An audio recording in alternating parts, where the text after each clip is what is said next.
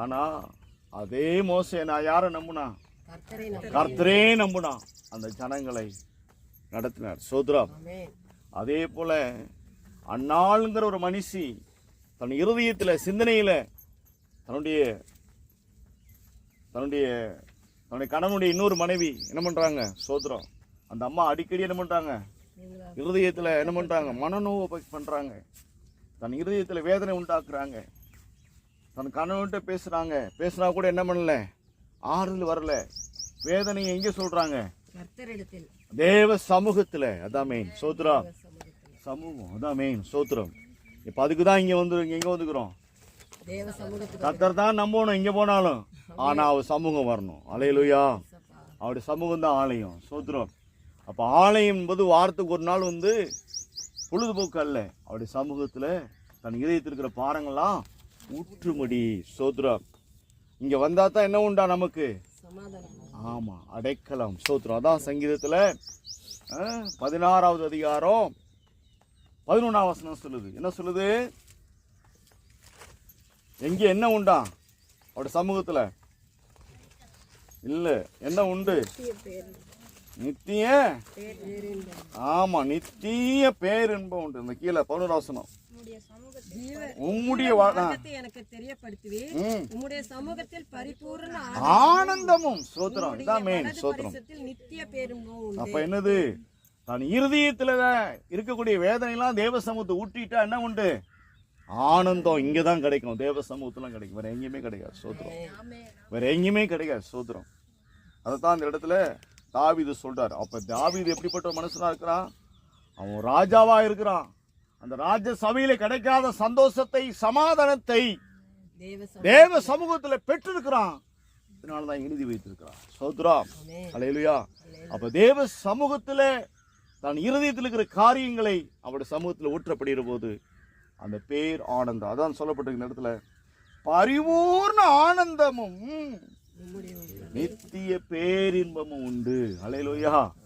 அப்ப பரிபூர்ணமான ஆனந்தம் அவருடைய சமூகத்துல இருக்கும். அதனாலதான் கர்த்தருடைய ஆலயத்துக்கு வாருங்கள், தானும் போறான், ஜனங்களையும் கூப்பிடுறான். அல்லேலூயா. அப்படிப்பட்ட ஒரு காரியம் நமக்கு வேணும். சோத்ரம். ஆலயத்துக்கு போவதில் நம்ம ஒரு நாளும் ஆமா நம்ம என்ன பண்ணணும்? ஆலயத்துக்கு போவதற்கு நம்ம என்ன பண்ணணும்? வாஞ்சிக்கணும். அப்படி ஒரு காரியம் நமக்கு வேணும். சோத்ரம். அப்படியா கர்த்ததாமே நம்ம அப்படியா வாஞ்சிப்போம். அவர் நமக்கு அடைக்கலமா இருப்பார்.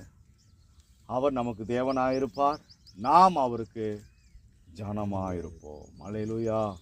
அவனுடைய நாளில கூட மத்தியில தேவ வார்த்தையை கொடுக்கும்படியாக நாகர்கோவிலிருந்து ஐயா லாசரையா வந்திருக்கிறாங்க. நேற்று உபாச நாளில் கர்த்தர்தாமே அவர்களை எடுத்து அநேகருக்கு நன்மைகளை வார்த்தைகள் அவருடைய வாயிலிருந்து வார்த்தையை பெறப்பட்டு அநேகருக்கு ஆசீர்வாதமாக இருந்தது.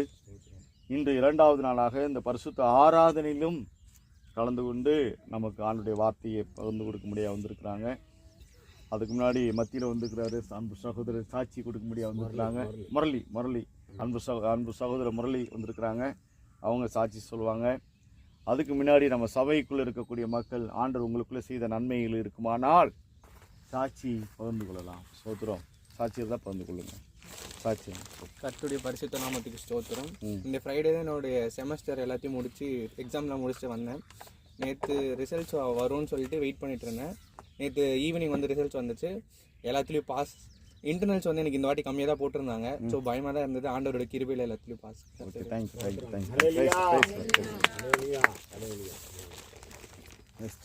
வேறு சாட்சி இருக்குங்களா? சாட்சி சொல்றேங்க. இருந்தீங்கம்மா சாட்சி சொல்லுங்க. ஆண்டவர் எவ்வளோ நன்மையில செஞ்சிருக்காரு. என்ன சொல்லுங்க. இன்னும் செய்வாரு. என்ன ஆண்டவர் சொல்றாரு, உலகத்துக்கு சாட்சியாக இருக்கிறீங்க அப்படிங்கிறாரு. என்ன சரி, இந்த சாட்சிக்காக நம்ம சொன்னோம். ஆண்டவரே அந்த மகனை நிசாந்தை கடந்த நாட்களில் அப்படியா எக்ஸாம் எழுத செய்தீங்க.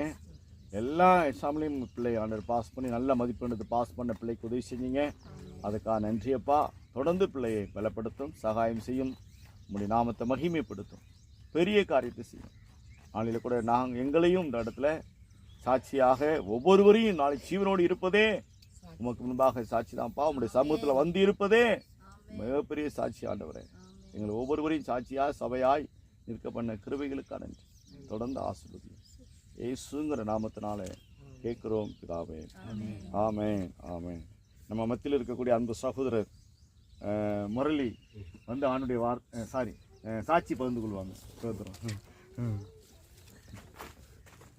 சாட்சி கட்ட வைப்பா, கட்ட ஜூஸ்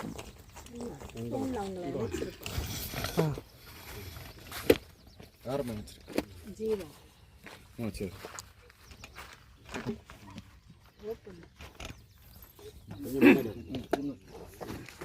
ஆமென். அல்லேலூயா. இயேசு கிறிஸ்து நாமத்துக்கு மகிமை உண்டாகட்டும். உங்களை பார்க்குறதுல ரொம்ப சந்தோஷம். புதிய இடம், புதிய மக்கள் நான் பார்க்குறேன். ரொம்ப சந்தோஷமாக இருக்குது. காசு சொல்லும்போது இந்த இடம்னு சொல்லும்போது எனக்கு புரியல. நான் வென்றாந்தாங்கன்னா நான் லத்தேரி ரோட்டு அந்த பக்கம் இருக்கேன் அப்படின்னு நினச்சிருந்தேன். அப்புறம் அங்கே லொக்கேஷன் பார்த்துக்கிறது தான் தெரிஞ்சது. ஓகே அப்படின்ட்டு உள்ளே வந்த பிறகு ரொம்ப சந்தோஷம் உங்களை பார்த்ததில். இந்த சாட்சியை சொல்லும்படியாக இந்த தருணத்தை கொடுத்த போதகர் ஐயாவுக்கும் இவருக்கும் நான் நன்றியை செலுத்துகிறேன்.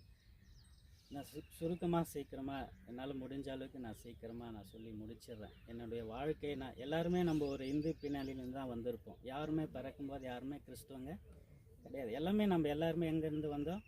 இந்து பின்னணியில் தான் வந்தோம். ஆனால் ஒவ்வொருத்தரையும் ஆண்டவர் அழைச்ச விதம் ஒவ்வொரு விதமாக இருக்கும். எல்லாரையும் ஒரே போல் யாருமே கர்த்தர் தெரிந்து கொள்ளலை, அழைக்கலை. ஒவ்வொரு விதத்தில் ஆண்டவர் தொட்டிருப்பார். ஸோ என்னையும் ஆண்டவர் தொட்டார்.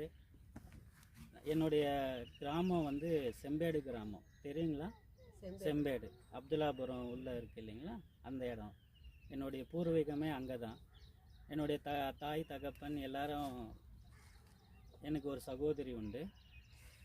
நாங்கள் 4 பேர். எங்களுடைய குடும்பம், எங்கள் அப்பா மேஸ்திரி வேலை தான், கட்டடம் கட்டுவாங்க, அந்த வேலை தான். நான் படிச்சுட்டு இருக்கும்போது, நான் ஒரு 7வது படிச்சுட்டு இருக்கும்போது வீட்டில் அம்மா செய்வினையால் பாதிக்கப்பட்டாங்க. நான் அப்போ சின்ன பிள்ளை தான், எங்கள் தங்கச்சியும் சின்ன பிள்ளை. நான் 7வது படிக்கிறேன். அப்போ எங்களுக்கு தெரியாது, அப்படின்னா என்னன்னே தெரியாது. எங்கள் அப்பா தான் எங்கள் அம்மாவை கூட்டின்னு போயிட்டு எல்லா இடத்துலையும் பார்த்துட்டு ஹாஸ்பிட்டலுக்கும் இதுக்கும் அதுக்கும் மந்திரவாதிகள் அது பண்ணுறது அதெல்லாம் பண்ணிகிட்ருப்பார். எங்களுக்கு அப்போ சின்ன வயசு, புரியல. நாங்களும் கர்த்தரை அப்போ யாருன்னு எங்களுக்கும் தெரியல. ஏசுனா யாருன்னு எனக்கு தெரியாது. கிறிஸ்மஸ் அங்கே சர்ச் இருக்கும், அங்கே போனால் கிறிஸ்மஸ் ஆனால் கேக்கு கொடுப்பாங்க, அதுக்காக மட்டும் நான் போவேன். அவ்வளோதானே தெரியும். தவிர எல்லோரும் போல் ஒரு கடவுள் இயேசு அப்படின்னு தான் நானும் நினச்சிட்டு இருந்தேன். எப்படி இந்துனா ஒரு கடவுள், முஸ்லீமுக்கு அவங்க கடவுள், கிறிஸ்துவங்கன்னா இவங்க கடவுள் அப்படின்னு தான் நானும் அப்படி தான் நினச்சிட்டு இருந்தேன். இப்படி எங்கள் அம்மா உடம்பு சரியில்லாமல் படுத்துட்டு இருக்கும்போது அப்படியே அடுத்து நான் பாதிக்கப்பட்டேன். அப்படியே எங்கள் குடும்பம் அதாவது எங்களுடைய பொருளாதாரமே சூழ்நிலையே எல்லாமே மாறிப்போச்சு, தலைகீழாக மாறிப்போச்சு. என்னுடைய படிப்பு விஷயம் எல்லாமே அதால் பாதிக்கப்பட்டது. நான் 10வதோட முடிச்சிடலாம், நின்றுடலாம் அப்படின்ட்டு நான் முடிவு பண்ணேன். ஆனாலும் கிருபையாக ஒரு 12வது வரைக்கும் என்னால் படிக்க முடியும். எங்கள் அப்பா அவ்வளோதான், ஒரு டியூஷன் ஃபீஸ் கட்டணும், ஒரு கட்டி சேர்க்கனாலும் எங்கள் அப்பாவுக்கு அந்த அளவுக்கு முடியல. சரிப்பா பரவாயில்ல, நான் +2 வரைக்கும் முடிச்சுட்டு நான் வேலைக்கு போயிடுறேன் அப்படின்ட்டு நான் +2 முடித்த உடனே ஒரு மெடிக்கல் ஷாப்பில் வேலைக்கு எடுத்துன்னு போயிட்டு சேர்த்து விட்டாங்க. அப்படியே போயிட்டு இருந்தது.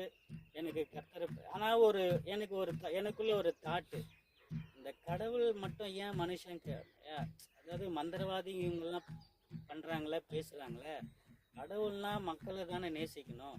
அப்போது கடவுள் நம்மக்கிட்டையும் பேச மாட்டாரா? ஏன் நம்ம அவரை பார்க்க முடியும்? யார் தான் இந்த உலகத்தில் அப்படி மெய்யான கடவுள் யார் அப்படின்னு ஒரு கேள்வி மட்டும் இருந்ததே தவிர இதற்கான விடை எனக்கு தெரியல. அப்போ நான் +2 முடிச்சுன்னா ஒரு 16-17 வயசு இருக்குங்க. இந்த எண்ணம் மட்டும் இருந்தது. அப்படியே போயிட்டே இருந்தது, வாழ்க்கை விரக்தியாகவே போயிட்டு இருந்தது. அப்புறம் என்னுடைய காலங்கள் கிட்டத்தட்ட நான் கொஞ்சம் கொஞ்சமாக ஒவ்வொரு இடத்துல நான் வேலைக்கு செஞ்சுட்டு இருக்கும்போது அடுத்த விஷயத்தில் நான் ஒரு இடம், ஓல்ட் டவுனில் ஒரு இடத்துல நான் வேலைக்கு போகும்போது அங்கே ஒரு சகோதரி மூலயமா ஆண்டவர் என்கிட்ட பேசினார். அப்போது நான் சொன்னேன், இந்த மாதிரிங்க வீட்டில் இவ்வளோ இதுவாக இருக்குது, பிரச்சனையாக இருக்குது, நான் என்ன பண்ணுறதுன்னு எனக்கும் புரியல, எனக்கு எங்கே போகிறதுன்னு என்னன்னு தெரியல அப்படின்னாங்க. அவங்க இது மாதிரி இயேசுவை பற்றி சொன்னாங்க. அப்போது எடுத்தோடனே நான் அது வந்து இல்லைங்க அது வேற ஒரு கடவுள், நான் ஏற்றுக்க மாட்டேன், அதெல்லாம் எங்கள் குடும்பத்தில் ஏற்றுக்க மாட்டாங்க, அப்படிலாம் நான் வரமாட்டேங்க அப்படின்னு அவங்க தொடர்ந்து அந்த சகோதரி என்கிட்ட சொல்லிகிட்டே இருந்தாங்க. ஒரு நாள் எனக்கு ரொம்ப பிரச்சனை, உடல் ரீதியாக ரொம்ப பாதிக்கப்பட்டேன், என்னால் முடியல. அப்போது இங்கே இருக்கிற சபை, இங்கே கிளித்தாம்பட்டுற எங்கள் வீட்டு மேலே பாஸ்டர் ஜேக்கப் அப்படின்னு சொல்லிட்டு நடத்திட்டு இருந்தார். உங்களுக்கு தெரியுங்களா என்னன்னு தெரியல. இந்த கிளித்தாம்பட்டில் தான் நான் ஃபஸ்ட்டு அந்த வீட்டு மேலே நைட் ப்ரேயரு. அப்போ அந்த சகோதரி என்னை சொல்லி கூட்டிகிட்டு போனாங்க, நீங்கள் வாங்க அப்படின்ட்டு.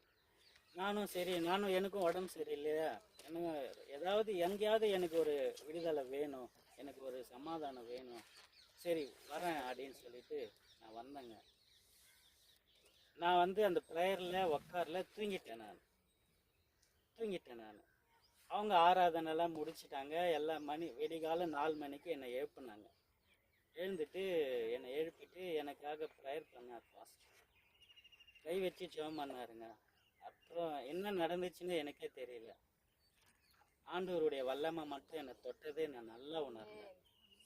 கர்த்தருடைய வல்லமை மட்டும் என்னை தொட்டதை நான் நல்லா உணர்ந்தேன்.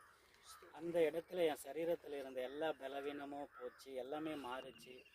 அதுக்கப்புறம் தொடர்ந்து அந்த சபைக்கு வர ஆரம்பித்தேன். அதுக்கப்புறம் அங்கே சில பிரச்சனையால் அந்த சபை கலைக்கப்பட்டது, அந்த ஊழியமும் தடைப்பட்டுச்சு. ஆனால் உங்கள் எல்லாருக்கும் நல்ல ஒரு இடத்த ஆண்டவர் கொடுத்துக்கிறார், நல்ல போதகரை கொடுத்துக்கிறார். ஒரு சபையில் ஒரு மெய்ப்பன் இல்லாத விசுவாசிங்க ஆடுங்க எப்படி வழி தப்பி போகும்ன்றத நான் அப்போ தான் உணர்ந்தேன். ஒரு சபைக்கு எதுக்கு ஆண்டவர் ஒரு நல்ல மெய்ப்பரை கொடுக்குறாரு, சபையை விசாரிக்கத்தக்க ஒரு நல்ல மெய்ப்பன் இல்லைன்னா அந்த சபை எப்படி பாதிக்கப்படுன்றதை நான் ரட்சிக்கப்பட்ட அந்த புதுசில் தான் பார்த்தேன். அப்போது நல்லா தான் போயிட்டு இருந்தது. அதுக்கப்புறம் அவராலேயே நடத்த முடியல. அங்கே இருக்கிற சபைகள் எல்லாம், அங்கே இருக்கிற ஜனங்கள் எல்லாம் சிதறடிக்கப்பட்டாங்க. அதுக்கப்புறம் நானும் எங்கே போகிறதுன்னு எனக்கும் வழி தெரியல. சரி ஆண்டவரே எனக்கு அப்புறம் அப்படியே அதுக்கப்புறம் என்னுடைய ஆவிக்குரிய வாழ்க்கையும் கொஞ்சம் கொஞ்சமாக அப்படியே போயிட்டே இருந்ததுங்களா. ஒரு நாள் ஒரு சர்ச்சில் ப்ரேயருக்காக போயிட்டு இருந்தேன். ஒரு சபையில் நான் போயிட்டு இருந்தேன். அப்போது அந்த சபையில் ஒரு நைட் ப்ரேயருக்கு ஐயாவை கூப்பிட்டுருந்தாங்க. கிட்டத்தட்ட 2011 நினைக்கிறேன், 2011. அப்போது ஆல் நைட் ப்ரேயருக்காக ஐயாவை கூப்பிட்டுருந்தாங்க. அப்போ தான் நான் அவரை பார்க்குறேன் அந்த ஆல் நைட் ப்ரேயரில். கிட்டத்தட்ட 12 வருஷத்துக்கு மேலே அவரோடு கூட நான் என்னுடைய லைஃப் தொடர்ந்துட்டு தான் இருக்குது, ஒவ்வொரு காரியமும். 2011 நான் 2008 இங்கே ரட்சிக்கப்பட்டேன். அதுக்கப்புறம் 2011 ஐயாவை சந்திக்கிறேன். அப்போது எனக்குள்ள என்னுடைய வாழ்க்கை இப்படி தான் போகுமா, என்னுடைய வாழ்க்கை எப்படி இருக்கும், ஏன்னா எதுவுமே தெரியல. நானும் ஆண்டவருக்குள்ளே வந்துட்டேன். குடும்பம் அவங்க இந்து பின்னணியில் தான் இருக்கிறாங்க. இவங்கள நான் எப்படி, ஏன்னா என்னுடைய கிராமம் ஃபுல்லாகவே இந்து தான். அந்த இடத்துல எங்கள் அப்பா தான் திருவிழா நடத்துகிறதோ, ஊர் நாட்டாமையாக இருந்தார். ஒரு திருவிழா நடத்துகிறதோ எந்த காரியமாக இருந்தாலும் இவர் தான் முன்னாடி நின்று ஓடுவார், எல்லாமே இவர் தான் பண்ணிகிட்டு இருப்பார். ஆனால் நான் வந்து சர்ச்சுக்கு வந்துட்டு இருந்தேன். அவங்க முதல்ல இது பண்ணாங்க, நான் சொல்லிட்டேன் வேணாப்பா, நீ உன்னுடைய இது நீ பாரு, என்னுடைய இது நான் பார்த்துக்கிறேன், இதில் நீங்கள் தலையிட வேணாம், என்னுடைய வாழ்க்கை நான் எப்படி போகுதுன்னு போகட்டும் அப்படின்னு சொல்லிட்டு நான் அவங்களும் அதுக்கப்புறம் அவங்க என்னை தொந்தரவு பண்ணல. சர்ச்சுக்கு நான் போயிட்டு இருந்தேன். அப்போது என்னுடைய வாழ்க்கை எப்படி போகும் நான் சிந்திச்சுட்டு இருக்கும்போது ஒரு நாள் சரி இவர் மூலயமா ஆல் நைட் ப்ரேயருக்கு நாங்கள் போனேன். ஐயாவை அப்போ தான் நான் பார்த்து சந்தித்தேன். அந்த ப்ரேயர் முடிஞ்சதுக்கப்புறம் நான் இவர்கிட்ட ஜெபம் பண்ணேன். ஆண்டவர் அப்போ தான் தெளிவாக என்கிட்ட பேசினார். மகனே, நான் உன்னோடு கூட இருக்கிறேன், தாவீதோடு கூட இருந்தது போல். இன்னமும் அந்த வார்த்தையை ஆழத்தில் என் இருதயத்தில் இன்னமும் அது பேசிட்டு தான் இருக்குது. தாவீதோடு கூட இருந்தது போல் நான் உன்னோடு கூட இருப்பேன், நீ எங்கே போனாலும் என்கிட்ட நீ சொல்லிட்டு போ, என்கிட்ட பேசு, உனக்கு என்ன காரியம் இருந்தாலும் நீ என்கிட்ட கேளு, நான் உனக்கு செய்வேன், உன்னை கொண்டு அநேக கோலியாத்துக்களை வீழ்த்துவேன் அப்படின்னு சொன்னார். அந்த வார்த்தை இன்னமும் என் இருதயத்தில் அப்படியே இருக்குது. அப்போ எனக்கு அந்த வேதத்தை குறித்து அவ்வளோவா நாலேஜ் இல்லை. அதுக்கப்புறமா தான் நான் வேதத்தை கொஞ்சம் கொஞ்சமாக இன்னும் படித்து தெரிஞ்சுக்க அதுக்கப்புறம் என்னுடைய வாழ்க்கை எல்லாமே மாறிச்சு. என்னுடைய ரட்சிப்புக்குள்ள ஆவிக்குரிய வாழ்க்கை எல்லாமே கொஞ்சம் கொஞ்சமாக மாறிச்சு. அதுக்கப்புறம் வேலை இல்லாத சூழ்நிலை, குடும்ப பொருளாதாரம் ஒரு பக்கம். அதுக்கப்புறம் ஜெபம் பண்ணி நான் ஒசூரில் ஒரு துணி கம்பெனியில் வேலை செஞ்சிட்டு இருந்தேன். அங்கே போயிட்டு கொஞ்ச நாள் வேலை செஞ்சிட்டு இருந்தேன். ஒரு வருஷம் அங்கே இருந்திருப்பேன்.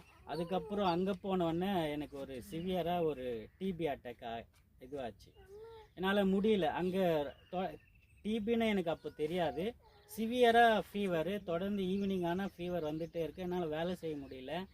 நான் சொல்லிட்டு இல்லைங்க என்னால் முடியல, என்னன்னு தெரியல, என்னால் ட்ரீட்மெண்ட் பண்ணியும் எனக்கு எந்த ஃபீவர் குறையல, நான் போயிட்டு ஊருக்கு போயிட்டு நான் ட்ரீட்மெண்ட் எடுத்துகிட்டு வரேங்க அப்படின்னு சொல்லிட்டு நான் வந்துட்டேன். அந்த வந்த பிறகு இங்கே ரொம்ப சிவியராக காஃப் ஆச்சு. ரொம்ப சிவியராக நான் ரொம்ப என்னுடைய உடல் இப்போ நான் 70 கிலோ இருந்தேன், 40 கிலோக்கு என்னுடைய உடம்பு குறைஞ்சிச்சு. என்னன்னு எனக்கு ரீசனே தெரியல. அதுக்கப்புறம் நான் அடுக்கம்பாறையில் போயிட்டு செக் பண்ணும்போது தான் உங்களுக்கு டிபி இஷ்யூ ஆகிருக்கு அப்படின்னு. எனக்கு ஒன்றும் புரியல. டிபியா அப்படின்னா என்னன்னு எனக்கு ஒன்றும் புரியல. என்ன எங்கேருந்து எனக்கு இப்படி வந்துச்சு, என்னால் ஆண்டவரே ஏன் இந்த கஷ்டம், நான் இப்போ தான் உங்களுக்குள்ளே கொஞ்சம் கொஞ்சமாக வரேன், என்னால் ஏன்னா அதோட பாதிப்பு எப்படி இருக்குன்றத அதை அனுபவிச்சவங்களுக்கெல்லாம் அந்த தெரியும். அந்த சில பேர்லாம் மறித்து கூட இருக்கிறாங்க. ஆனால் அந்த கண்டிஷனில் என்னால் முடியல. சரி, எங்கள் அப்பா சொன்னாங்க, இது மாதிரிப்பா நான் வீட்டில் சொன்னேன், இந்த மாதிரி டாக்டர் சொல்லியிருக்காங்க, ரிப்போர்ட் இந்த மாதிரி வந்திருக்கு, என்ன பண்ணுறது. ஏன்னா நான் அந்த கிராமத்தில் இருந்தேன்னா அவங்க வேறு விதமாக என்னை பேச ஆரம்பிச்சிடுவாங்க. இவனுக்கு என்ன வியாதியோ, டிபின்றாங்க, இல்லை எய்ட்ஸாக எதையோ. ஏன்னா நான் மட்டும்தான் அந்த ரட்சிக்கப்பட்டு சர்ச்சுக்கு வந்துட்டு இருக்கேன். எல்லாருமே அந்த ஊரே என்னை பார்த்து, நான் யார்கிட்டே அதாவது எனக்கு இருந்த ஃப்ரெண்ட்ஸ் சர்க்கிள் ஆண்டவர் கொஞ்சம் கொஞ்சமாக எல்லாத்தையும் இது பண்ணிட்டா. யாருமே என்கிட்ட அதுக்கப்புறம் பேசுகிறதே இல்லை. அந்த என்னுடைய சொந்த பந்த ஜனங்கள் ஆகட்டும், யாருமே ஆகட்டும், என் குடும்பத்தையே எல்லாத்தையும் ஒதுக்கி வச்சுட்டாங்க. எந்த இதுலேயும் நான் இது பண்ணுறதில்ல. அப்படியேப்பட்ட சூழ்நிலை என்ன பண்ணுறதுன்னு எனக்கு புரியல. அப்புறம் நாங்கள் அந்த ஊரை விட்டு கொஞ்ச நாள் அப்புறம் நான் இங்கே வந்தோம். கருகம்பத்தூரில் ஒரு வாடகைக்கு எடுத்துகிட்டு இந்த இடத்துல வந்து ஒரு கொஞ்ச நாள் அங்கே தங்கிட்டு இருந்தோம், என்னுடைய உடம்பு நல்லா ஆகிற வரைக்கும். அப்போ நம்ம இங்கே போயிடலாம், இங்கே இருக்கிட்ட யாராவது கேட்டாங்கன்னா ஒரு சேஞ்சுக்காக நாங்கள் போகிறோன்னு மட்டும் சொல்லிவிடுங்க, வேறு எதுவும் சொல்லாதீங்கன்னு சொல்லிவிட்டு நாங்கள் வீடை ஷிஃப்ட் பண்ணிவிட்டு இங்கே கருகம்பத்தூருக்கு வந்துட்டோம். வந்ததுக்கப்புறம் கொஞ்சம் கொஞ்சமாக ஆண்டவர் ஜெபிக்க ஆண்டவர் அந்த மருந்து எடுக்க கொஞ்சம் கொஞ்சமாக என் உடம்பு கொஞ்சம் கொஞ்சமாக நல்லா ரிலீவ் ஆச்சு. ஒரு 6-7 மாதத்துக்கு அப்புறம் கொஞ்சம் வேலைக்கு போகிற அளவுக்கு ஒரு பலன் கிடச்சிது. மறுபடியும் நான் மெடிக்கல் ஷாப்புக்கே வேலைக்கு போனேன். நான் எந்த மெடிக்கல் ஷாப் வேணான்னு சொல்லிட்டு உதறிட்டு நான் துணி கடைக்கு வேலைக்கு போனோன்னா எனக்கு மெடிக்கல் ஷாப் வேலையே வேணாண்டவரே, நான் வேறு ஏதாவது நான் மாற்றிக்கிறேன் அப்படின்னு சொல்லிட்டு தான் நான் போனேன். ஆனால் மறுபடியும் அதே வேலையை தான் எனக்கு ஆண்டவர் கொடுத்தாரு. என்னுடைய காரியங்கள் அப்புறம் மெடிக்கல் ஷாப்புக்கு அப்புறம் கொஞ்சம் கொஞ்சமாக நான் ஹாஸ்பிட்டலில் வேலைக்கு சேர ஆரம்பித்தேன். ஒரு ஃபார்மசி இன்சார்ஜாக கொஞ்சம் கொஞ்சமாக ஆண்டவர் என்னை ஸ்டெப் பை ஸ்டெப்பாக உயர்த்த ஆரம்பித்தார். ஒவ்வொரு இடத்துலையும் இந்த வேலூரில் கிட்டத்தட்ட நான் 10 ஹாஸ்பிட்டலில் வேலை செஞ்சுட்டு கொஞ்சம் கொஞ்சமாக என்னுடைய திருமண காரியங்களை குறித்து வரப்போ ஃபாஸ்ட்டு தொடர்ந்து அவர் ஒவ்வொரு விஷயமும் என்கிட்ட அந்த நேரத்தில் நான் சொல்லணுன்னா என்கிட்ட ஃபோன் பண்ணுறதுக்கு கூட காசு இருக்காது, மிஸ்கால் தான் கொடுப்பேன். ப்ரேயர் பண்ணுமே, ஏதாவது ஒரு பலவீனம், நான் அப்போ எனக்கு யாரும் எந்த ஊழியக்காரரும் எனக்கு தெரியாதுங்க, இவர் மட்டும்தான் எனக்கு தெரியும். நான் எந்த சபைக்குன்னா சியோன் சபைக்கு தான் போயிட்டு இருந்தேன். நடுவில் அங்கே போவேன் வருவேன், அவ்வளோதான், அதோட நிறுத்திடுவேன். அப்போ எந்த விஷயமா இருந்தாலும் நான் இவர்கிட்ட தான் ஷேர் பண்ணுவேன். என்னுடைய குடும்பம் ஒவ்வொரு விஷயத்துலையும் இவர் மூலிமா ஆண்டவர் ஒவ்வொரு காரியமும் என்கிட்ட பேசிகிட்டே வருவார். மிஸ்கால் தான் கொடுப்பேன், அவர் தான் எனக்கு ஃபோன் பண்ணியே பேசுவார். என்னால் ரீசார்ஜ் பண்ணுறதுக்கு கூட என்கிட்ட காசு இருக்காது. அவ்வளோ ஒரு கஷ்டம், அவ்வளோ ஒரு நெருக்கடியான சூழ்நிலை. இப்படியா ஆண்டவர் ஒவ்வொரு கஷ்டத்துலேயும் ஒவ்வொரு இதுலேயும் ஆண்டவர் என் கூட இருந்து என்னை இந்த இப்போ வந்து ஒரு கம்பெனியை நடத்துகிற அளவுக்கு கர்த்தர் உயர்த்திருக்கிறார். அந்த நான் ரட்சிக்கப்பட்டு என்னுடைய திருமண வாழ்க்கை, என்னுடைய திருமண காரியங்கள் ஒவ்வொன்றும் ஆண்டவர் இவரோடு கூட இருந்து அற்புதமாக கர்த்தர் எல்லாவற்றையும் கர்த்தர் வாய்க்க பண்ணார். அதுக்கப்புறம் நான் ஒரு கம்பெனியில் ஒரு மெடிக்கல், அதாவது ஹாஸ்பிட்டல் இந்த செக்டரை விட்டுட்டு ஒரு கம்பெனியில் போயிட்டு ஜாயின் பண்ணேன். கம்பெனியில் அங்கே வந்து மெடிசன்ஸு ப்ரொடக்ஷன் பண்ணுறது, அதில் டைரெக்டாக நம்ம ஹாஸ்பிட்டல்ஸ்க்கு மட்டும் கொடுக்குற மாதிரி அதை பற்றி அந்த காரியங்கள்லாம் கிட்டத்தட்ட ஒரு 4 வருஷம் அங்கே போயிட்டு ஒர்க் பண்ணி அதோட நாலேஜ் பற்றி தெரிஞ்சுக்க கர்த்தர் எனக்கு கிருபை செஞ்சார். உண்மையாகவே நான் +2 முடிச்சுட்டு இன்றைக்கி நான் இவ்வளோ தூரம் உயர்ந்திருக்கிறேன், அது ஆண்டவருடைய கிருபை தான். என்னுடைய ஞானமோ என்னுடைய அறிவோ எதுவுமே இதில் ஒரு துளி கூட அளவு கூட எதுவுமே இல்லை. ஒவ்வொரு காரியத்திலும் ஆண்டவர் என்னோடு கூட இருந்து ஒரு அந்த மெடிக்கல் பற்றி எல்லாம் தெரிஞ்சு இன்னைக்கு நான் ஒரு ஃபார்மா ரன் பண்ணிட்டு இருக்கிறேன். ஒரு ஃபார்மா ஸ்டார்ட் பண்ணி கிட்டத்தட்ட ஒரு 7 மாதம் ஆகுதுங்க. ரன் பண்ணி இப்போ என்னுடைய ஃபார்மா இது வந்து போயிட்டுருக்கு. ஆனால் இந்த ஃபார்மா ஃபீல்டு நான் ஆரம்பிக்கும் போதும் என்கிட்ட கையில் சுத்தமாக காசு கிடையாதுங்க. அதாவது என்னுடைய திருமண காரியம் நடந்தது. திருமண காரியத்துக்கு அப்புறம் நான் உடனே தனியாக கொடுத்து நான் வந்துட்டேன். எங்கள் அப்பா அம்மாவெல்லாம் ஊரில் அங்கேயே இருங்கப்பா. நான் கல்யாணம் முடிஞ்சு 5ஆவது நாளே என் மனைவி கூப்பிட்டு நான் தனியாக வந்துட்டேன் வாடகைக்கு. அதுக்கு முன்னாடியே வீடெல்லாம் பார்த்துட்டு ரெடி பண்ணி அட்வான்ஸ்லாம் கொடுத்துட்டு நாங்கள் திருமணம் முடிஞ்சு 5ஆவது நாளே என் மனைவி கூப்பிட்டு நான் வந்துட்டேன். நீங்கள் இருங்க, நான் மாதத்துக்கு ஒரு டைம் மட்டும் நான் வரேன், உங்களுக்கு தேவையானது என்னவோ நான் அது உங்களுக்கு பண்ணுறேன் அப்படின்னு சொல்லிட்டு வந்துட்டேன். அவங்க அப்போது ரட்சிப்புக்குள்ளே வரல. நானும் சரி ஓகே ஓரளவுக்கு அவங்கள சத்தியத்தை சொல்லி அதுக்கப்புறம் அவங்க என் கூட சபைக்கு ரட்சிக்கப்பட்டு அதுக்கப்புறம் சபைக்கு வந்து ஞானஸ்தானம் எடுத்துட்டு இப்போ என் கூட தான் இருக்கிறாங்க. என்னுடைய கிராமத்தை விட்டுட்டு அவங்க வெளியே நான் கொண்டு வரணும்னு தான் நினச்சேன். ஆண்டவரே இந்த கிராமத்தை விட்டுட்டு அவங்கள எப்படியாவது நீங்கள் வெளியே கொண்டு வந்துருங்க அப்படின்னு நான் ரொம்ப நாள் ஜெபம் பண்ணிட்டு இருந்தேன். ஆண்டவருக்கு அந்த ஜெபத்தை அவங்கள 2 பேரும் இப்போ என் கூட நான் வந்து அதுக்கப்புறம் நான் திருமணத்துக்கு அப்புறம் ஒரு வீடு வாங்க கிருபை செஞ்சேன். அடுக்கம்பாறையில் தான் நான் இப்போ தான் வீடு வாங்கினேன். அதுவும் வீடு வாங்கும்போது கூட பாருங்கள், கரெக்டாக என் மனைவி சொல்லுவா, எங்க எவ்வளோ நாளுங்க நம்ம இந்த வீட்டிலே வாடகையில் இருக்கிறது, சீக்கிரத்தில் ஆண்டவர் எப்போ கொடுக்கணும்னு நினைக்கிறாரு கண்டிப்பாக கொடுப்பாருமா, அது வரைக்கும் வெயிட் பண்ணு. ஆனால் ஆண்டவர் எனக்கு வாக்கு கொடுத்துருக்கிறாரு. ஏற்ற காலத்தில் எல்லாவற்றையும் நான் செய்வேன்னு சொல்லியிருக்கிறாரு. நீ ப்ரேயர் பண்ணு அப்படின்னு. கரெக்டாக 2020 கொரோனா பீரியடு, கொரோனா ஸ்டார்ட் ஆகுது. கரெக்டாக நான் வீடு வாங்கிறதுக்கான எல்லாமே வந்து எங்கள் அப்பா என்ன சொல்கிறாரு, இந்த இடத்தும் இந்த வீடெல்லாம் விற்று நான் உங்ககிட்ட காசு கொடுக்குறேன்ப்பா, இது மேற்கொண்டு போட்டு நீ வீடு எது வாங்கிக்கிறியோ அப்படின்னு சொல்லிட்டாரு. கொரோனா பீரியடு, வேலை இல்லை.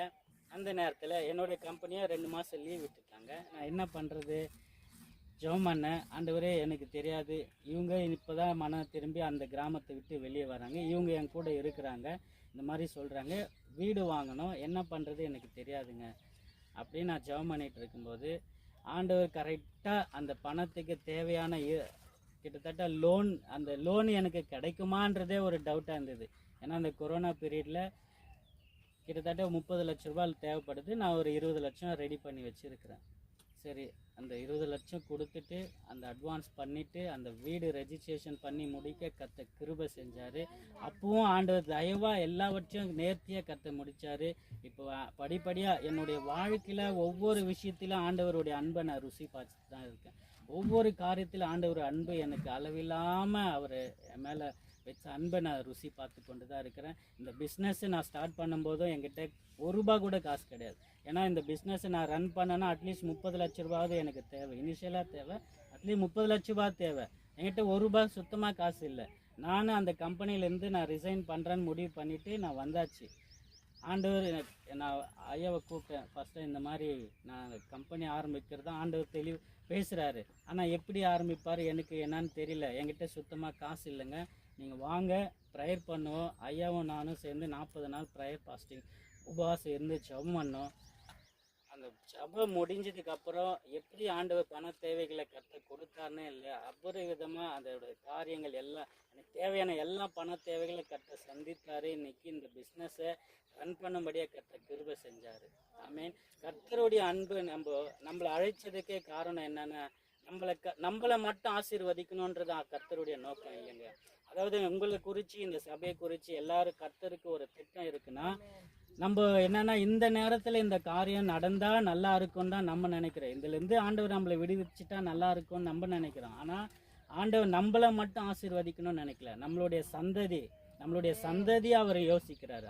நம்மளுடைய பின் சந்ததியை யோசித்து தான் அவர் ஆசீர்வதிக்க விரும்புகிறாரே தவிர அந்த நேரத்தில் அந்த சூழ்நிலையை பார்த்து ஆண்டவர் ஆசீர்வதிக்கிற தேவன் இல்லை.